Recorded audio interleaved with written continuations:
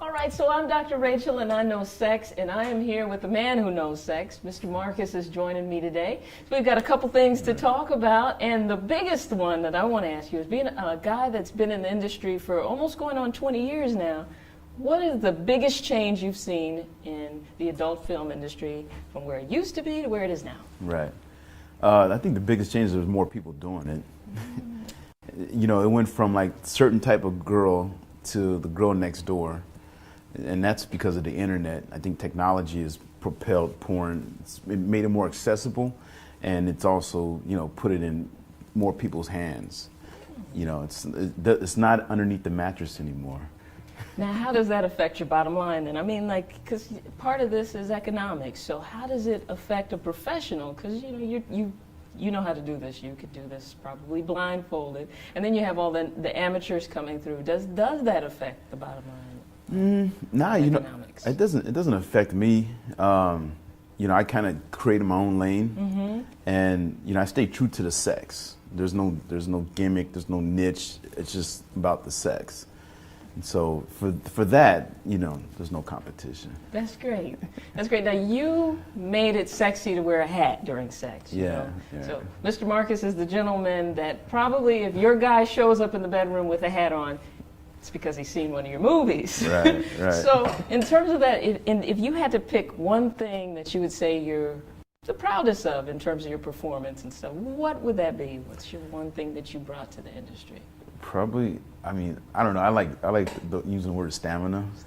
Longevity. Definitely. So I thought that some of that was camera tricks. Is that camera tricks or is that actual stamina? Nah, I mean, a good editor helps.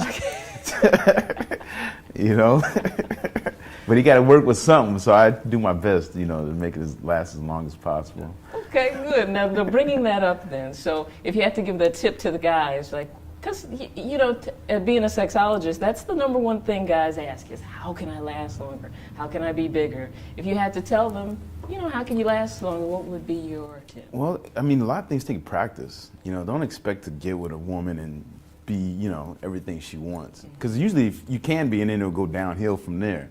Sometimes it's cool to start at the bottom and work your way up, kind of fill each other out. Because I've been with girls that were maybe, it started out great, and then it just kind of didn't really continue. But then I've been with girls where we took the time to learn about each other's bodies and kind of figure out and it's a trust thing, because, you know, you're always like, oh, let me do it, oh, I'll do it, and you're dominating. But then you get to a point where you're comfortable with each other, and then she just kind of let the woman do her thing, and it's a teamwork. Yeah, team effort. It's team effort, you know. Okay, you know that there was this movie that came out recently called The Numbers, where all the ladies were trying to figure out, counting the numbers of guys that they'd been with, and they were counting them, and some were embarrassed and some weren't. Being an adult film star, do you know how many women you've been with? Like, have you? Nah, I mean, people ask me that before, and then sometimes it's just rude. Yeah. Like you don't want to know. Okay, so you know, with that being the case, and I know with the industry, there's a couple, like for instance, Vivid Entertainment. I know they require the actresses and actors to wear condoms. Well, they're condom optional. Okay. Yeah, them and Wicked. Wicked is condom, you know, mandatory. Okay. But Vivid is optional. You can, if you want to wear condoms, you can. You can. Okay, and you've been very vocal throughout that, pretty much, about your opinions as to whether or not people should be required to wear condoms during adult movies. What are your opinions on that? I'm optional. I believe it's your choice. I don't think we should force it upon someone, especially when they're consenting adults, because you know, women and men, you know, it's always men get the blame for not wanting to wear condoms, but women are the same way. There are women out there who don't want to have it worn either, and I think that speaks. And you know, if we enforce our testing is pretty rigorous, and it's continuous. You know, it kind of overlaps. We get tested so much that, you know, I trust our testing system, and I think it's something that can, you know, puts us ahead of the crowd when it comes to that, because there is so much sex and there is that testing. But if you throw condoms in the mix, it's not a bad thing. I just don't think that you should force a group of people that are willing to do it and consenting to do it however they want to do it. Now, you mentioned that you trust the system. And I have to go there because recently, for the audience that doesn't know, the porn industry had to shut down a few days because you tested positive for syphilis. Mm-hmm. And can you talk a little bit about what happened? Because there's some alternating stories as to how that happened and how you ended up transmitting it to other people.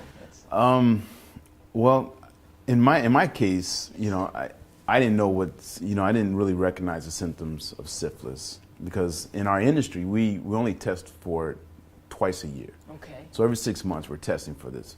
We're testing for chlamydia, gonorrhea, and HIV every month. Okay. And during this period, we hadn't been testing for syphilis. And so I'm getting tests and working as normal, but, I'm taking the test like everybody else, but we're not taking a syphilis test. And I'm not thinking about syphilis. Mm-hmm. No one in our industry is thinking about syphilis. No one in America is thinking about syphilis. Right. It's, the numbers were low. I mean, it had, but there's a resurgence of it. Mm-hmm. And I don't know, there was a breakout in Europe, some girls that came here and worked, and then they went there. And so we're trying to identify, but it's kind of hard when some of the people are halfway, across the country, right, on the other side of the world. I got caught up in it because I went to my private doctor because I wasn't feeling right, and I was starting to see symptoms that just going on in my body. Something wasn't right. I thought it was stress. Yeah. I thought it was something internal, and I kept thinking, well, maybe it's just because I'm stressed out. And what were some? Were you losing weight? What were some of the symptoms you had? Well, you get a rash, and you get a rash in places. It can be around your genitals, or it can be what I started to get was rashes around my hands. And that was freaking me out. And I was showing people because I was like, what is this? I'm just expecting someone to have the answers. Right. And people were just like, just go to the doctor. I tried lotion. I tried, vitamins. Hydrocortisone, probably. Right. Whatever I can get my hands on. I was just trying to, I thought maybe it was just a skin thing. I thought it was just continuing from the stress. And I went to my doctor and he says, blood. He said, it looks like syphilis and we'll do a blood test. And came back, I was positive with syphilis. And then, me being the performer that I am and being in the industry I am, it kind of made the industry like, whoa, you know. How did you feel when you got that, when he told you that? Were you? He made no big deal about it because it's, the mistake I made was thinking it was like a virus or a disease, and it was going to, but he was, very specific. Get a shot, you'll be fine. Don't forget to click on one of the arrows to see our most commented videos.